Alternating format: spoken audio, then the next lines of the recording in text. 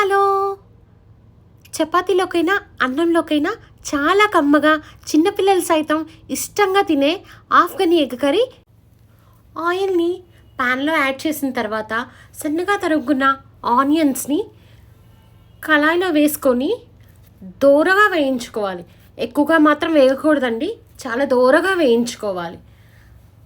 తర్వాత దీనిలోకి చెక్క, ఇలాచి, లవంగం, అల్లం, ఎల్లుల్లిపాయ, జీడిపప్పు, పచ్చిమిరపకాయలు యాడ్ చేసుకోవాలి. వీటిని కూడా చాలా దోరగా వేగాలి. ఒక 2 మినిట్స్ కన్నా ఎక్కువ వేగకూడదు, మళ్ళీ ఎందుకంటే కర్రీలో కూడా వేగుతాయి కాబట్టి. తర్వాత దీన్ని చల్లారి పెట్టుకోవాలి. చల్లారిన ఈ మిశ్రమాన్ని మెయిన్ ఇంగ్రీడియంట్స్ కొత్తిమీర అండి, పచ్చి కొత్తిమీర యాడ్ చేయాలి. కొత్తిమీర ఎంత ఎక్కువ ఉంటే అంత టేస్ట్గా ఉంటుంది. దీన్ని మెత్తని పేస్ట్లా చేయాలి. కొంచెం వాటర్ కూడా వేసుకొని గ్రైండ్ చేసుకోవాలి. దీన్ని చాలా మెత్తగా పేస్ట్ లాగా ఈ విధంగా చేసుకోవాలి.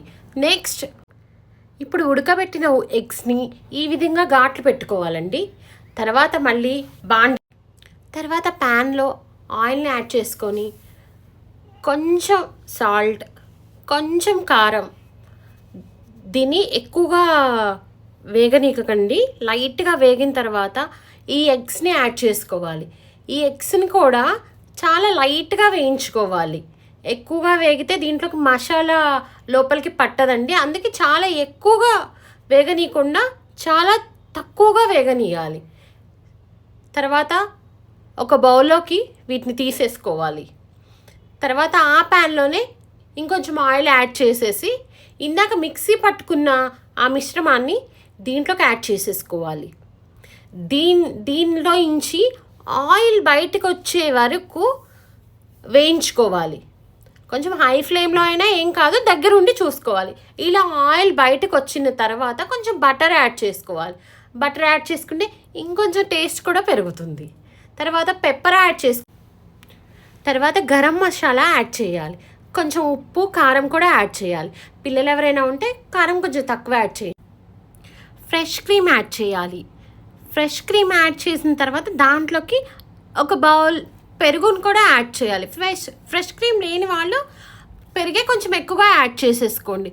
దీన్ని మళ్ళీ దాంట్లో నుంచి ఆయిల్ బయటికి వచ్చేంత వరకు వేయించుకోవాలి.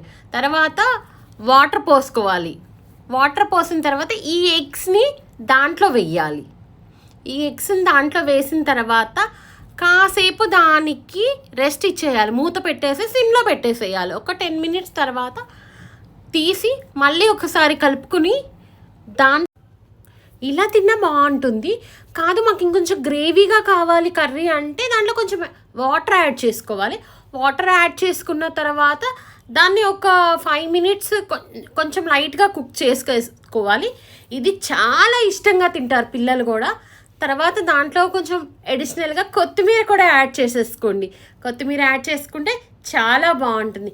ఎంతో టేస్టీగా, ఎంతో అద్భుతంగా ఉండే ఆఫ్ఘనీ ఎగ్ కర్రీ రెడీ అయిపోయింది. ఇంకా ఫైనల్లో కొంచెం కొత్తిమీరతో గార్నిష్ చేసుకుంటే ఇంకా అద్భుతంగా ఉంటుంది. మీకు నా వీడియోస్ కనుక నచ్చినట్టయితే లైక్ చేయండి, షేర్ చేయండి, సబ్స్క్రైబ్ చేయండి. Bye friends.